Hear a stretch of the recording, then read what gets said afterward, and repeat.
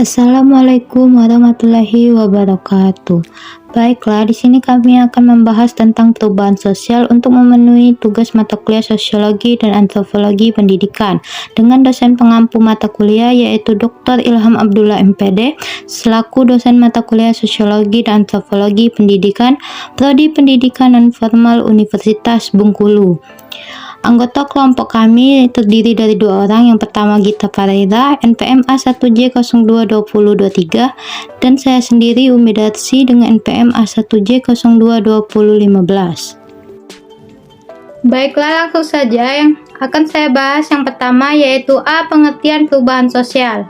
Perubahan sosial adalah bentuk peralihan yang merubah tata kehidupan masyarakat yang berlangsung terus-menerus karena sifat sosial yang dinamis dan bisa terus berubah. Karena pada hakikatnya manusia tidak bisa berhenti pada satu titik tertentu sepanjang masa, yang artinya mereka akan selalu mengalami perubahan, baik itu perubahan yang cepat atau lambat maupun perubahan yang kecil atau besar. Selanjutnya, B yaitu proses terjadinya perubahan sosial, terdiri dari 4 proses. Yang pertama ada difusi, yaitu proses penyebaran berbagai unsur pembentuk sosial dan kebudayaan, yakni berupa ide, keyakinan, dan hal lainnya. Yang kedua, akulturasi, yaitu proses perubahan sosial yang terjadi karena masuknya suatu kebudayaan asing ke dalam sekelompok masyarakat.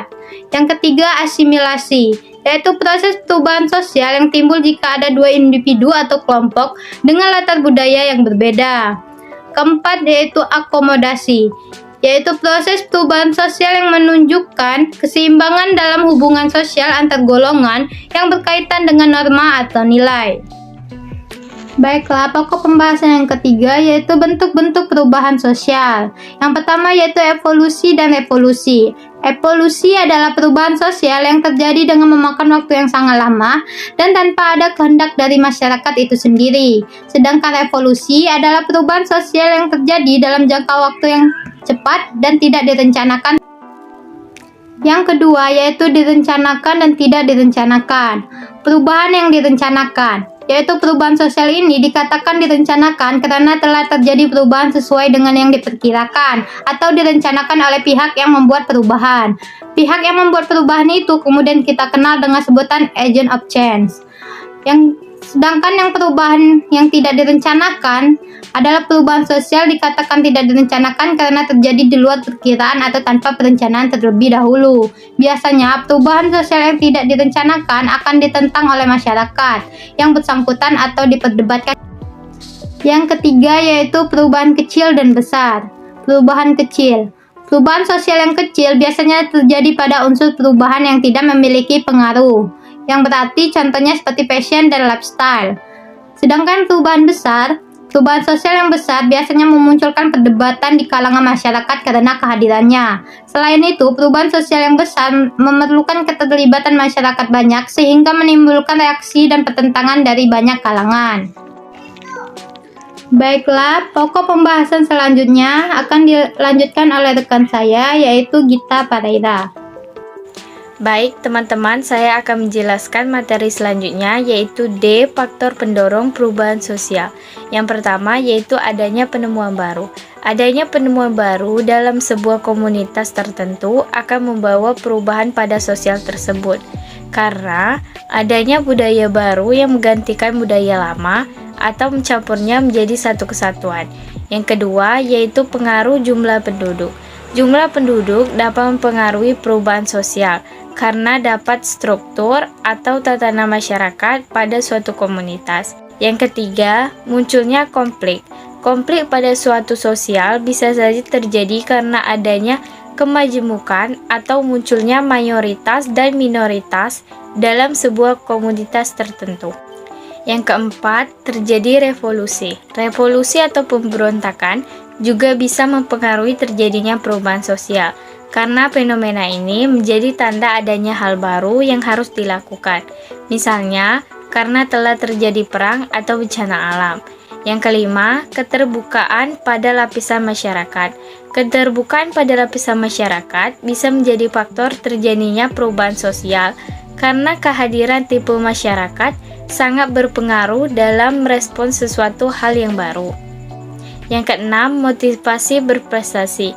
Masyarakat yang memiliki motivasi untuk berprestasi berarti memiliki keinginan untuk mau dan berkembang. Dan yang ketujuh, sistem pendidikan maju. Semakin tinggi dan berkualitasnya pendidikan, maka akan besar pula peluang untuk memiliki perspektif dan wawasan seseorang untuk menerima perubahan.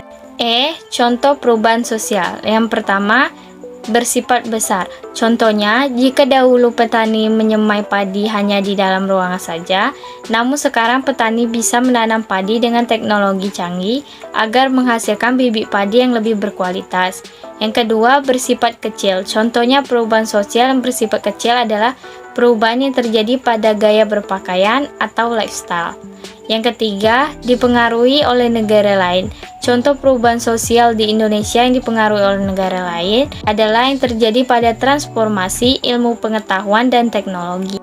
Yang keempat, dalam keagamaan. Contohnya perubahan sosial yang terjadi di Indonesia dalam hal keagamaan atau kepercayaan adalah negara kita yang dikenal dengan negara Islam atau mayoritas masyarakat kita yang memeluk agama Islam sebelumnya berdasarkan sejarah tanah air lebih erat dengan kepercayaan Hindu, Buddha, yakni kerajaan-kerajaan pada saat itu sebelum agama Islam masuk ke Nusantara.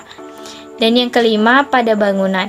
Bangunan adalah hal fisik yang paling bisa dilihat perubahannya pada zaman ke zaman. Contoh perubahan sosial yang terjadi pada bangunan yang digunakan oleh masyarakat adalah bentuk masjid, gaya hunian rumah, atau penggunaan material bangunan. Dan yang keenam yaitu pada kebudayaan. Kebudayaan adalah fenomena yang pasti akan mengalami perubahan jika terjadi perubahan sosial. Salah satu contohnya yaitu perubahan sosial yang terjadi pada kebudayaan adalah akulturasi pada budaya kerajaan dahulu, yaitu Hindu Buddha dengan ajaran-ajaran Islam seperti budaya grebek yang kemudian disesuaikan dengan hari besar Islam.